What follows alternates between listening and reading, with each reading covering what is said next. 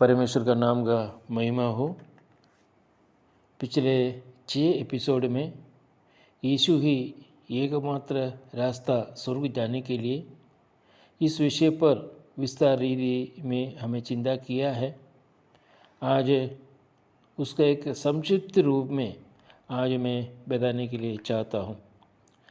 सभी श्रोताओं से मेरा अनुरोध है कि इस चैनल को लाइक कीजिए, सब्सक्राइब कीजिए और मैक्सिमम लोगों को शेयर कीजिए। प्रभु यीशु का अंत्य आज्ञा है कि दुनिया के कोने कोने पर जाकर मेरा ये सुसमाचार प्रचार करो।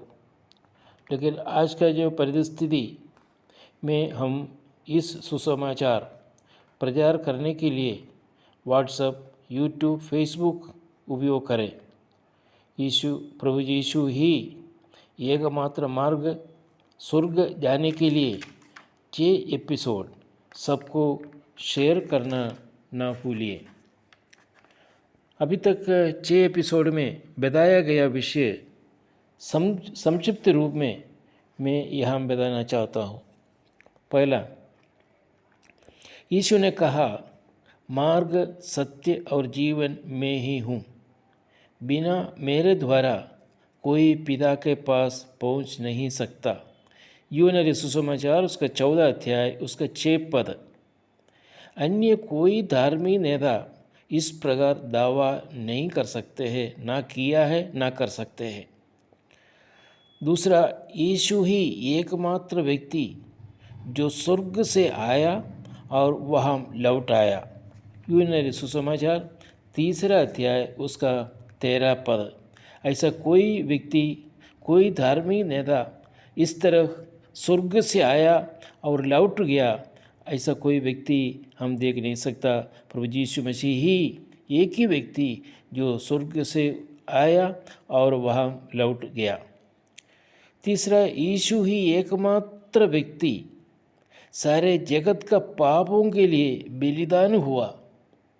इतिहास में ऐसा कोई भी व्यक्ति ऐसा नहीं कि कोई नेता नहीं कि जगत का पापों के लिए बलिदान हुआ, लेकिन एक व्यक्ति प्रभु यीशु मसीह दुनिया में आने का कारण सारे जगत का पापों के लिए बलिदान होना के लिए था।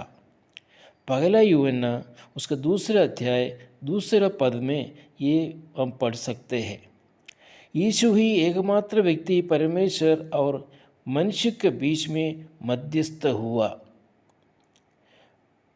मानव जाति अर्थात जो पापी मनुष्य और पवित्र परमेश्वर के बीच में एक मध्यस्थ होकर प्रभु यीशु मसीह रहा। ऐसा अन्य कोई व्यक्ति परमेश्वर और मनुष्यों के बीच में बिचवाई करने के लिए या मध्यस्थ करने के लिए कोई किसी के बारे में भी हम देख नहीं सकता, कोई ऐसा आया नहीं। और दूसरा विषय, यीशु ही एकमात्र व्यक्ति वादा किया है कि जो लोग उस पर विश्वास करेंगे उन्हें अनंत जीवन मिलेगा। यूहन्ना सुसमाचार उसका 3 अध्याय उसका 15 पद में हम देख सकते हैं। ऐसा वादा नहीं किया है कि जो लोग मुझ पर विश्वास करो तुझे मैं अनंत जीवन दूंगा। कोई अभी तक ऐसा वायदा नहीं किया है, लेकिन हमारा प्रभु यीशु ने वायदा किया है कि जो लोग मुझ पर विश्वास करेगा उनको अनंत जीवन मिलेगा। और दूसरा, यीशु ही एकमात्र व्यक्ति जिसने कहा कि मैं द्वार हूँ। यूहन्ना सुसमाचार 10 अध्याय उसका 7 पद। यीशु ही एकमात्र व्यक्ति जिसने कहा कि मैं जीवन की रोटी हूँ। यूहन्ना सुसमाचार 6 अध्याय उसका 35 पद। प्रेरित 4 अध्याय 12 में हम इस प्रकार पढ़ते हैं कि मुक्ति किसी और में नहीं है, क्योंकि स्वर्ग के नीचे मानव जाति को कोई दूसरा नाम नहीं दिया गया है जिसके द्वारा हम बच सकते हैं। अर्थात स्वर्ग के नीचे पृथ्वी में और किसी का नाम नहीं, बल्कि प्रभु यीशु मसीह का नाम छोड़कर और दूसरा किसी का नाम नहीं दिया गया है जिसके द्वारा हम उद्धार पा सके या बच सके। अच्छा, नवा रीज़न ये है, मत्ती सुसमाचार 16 अध्याय उसका 15 में यीशु ने एक सवाल पूछा अपने शिष्यों से कि तुम मुझे क्या कहते हो। प्रभु यीशु मसीह ने अपने शिष्यों से पूछा कि तुम क्या कहते हो मुझे। उसका मत्ती सुसमाचार उसका 16 अध्याय 16 पद में लिखा है, सिमोन पत्रोस ने उत्तर दिया कि तू जीवित परमेश्वर का पुत्र मसीह है। उसका अर्थ प्रभु यीशु मसीह परमेश्वर है बोल के अपना शिष्य भी सर्टिफिकेट दिया है।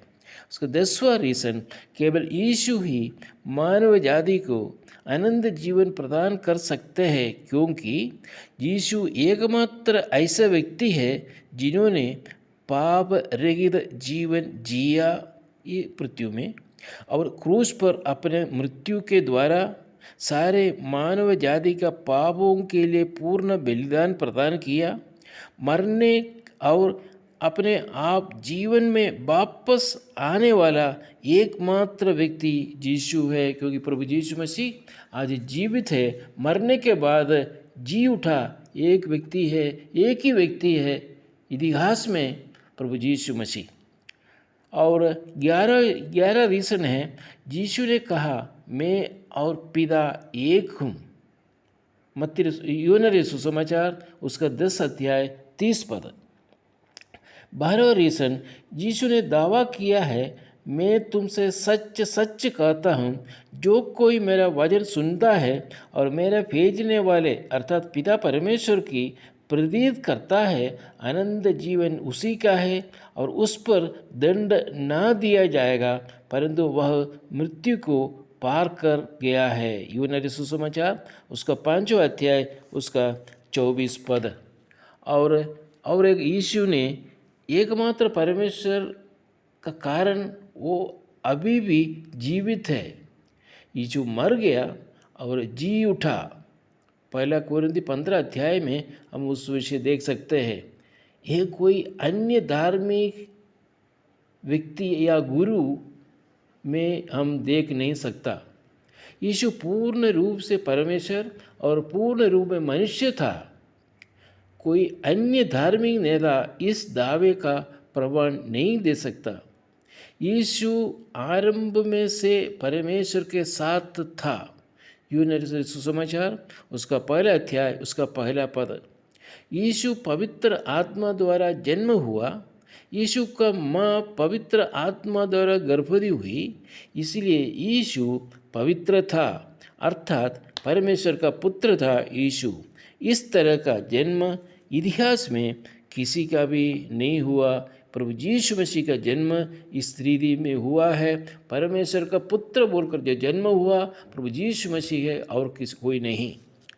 यीशु ने किया हुआ चमत्कार और किसी ने नहीं किया। अन्य धार्मिक नेताओं से अलग है यीशु। प्रकृति पर अपने शक्ति दिखाया, पानी के ऊपर से चला, तूफान को शांत कर दिया, और यीशु अन्य नेताओं से भी अलग है। इस 17 कारण से में ये बताया गया इसलिए कि ये स्थापित करने के लिए कि यीशु ही एकमात्र रास्ता स्वर्ग जाने के लिए। इसी विषय पर और कुछ चिंता हम करेंगे अगला एपिसोड में। इस चैनल को सब्सक्राइब करना, लाइक करना और शेयर करना ना भूलिए। प्रभु हम सबको अनुग्रह और आशीर्वाद करें। आमीन। प्रभु का नाम का महिमा हो।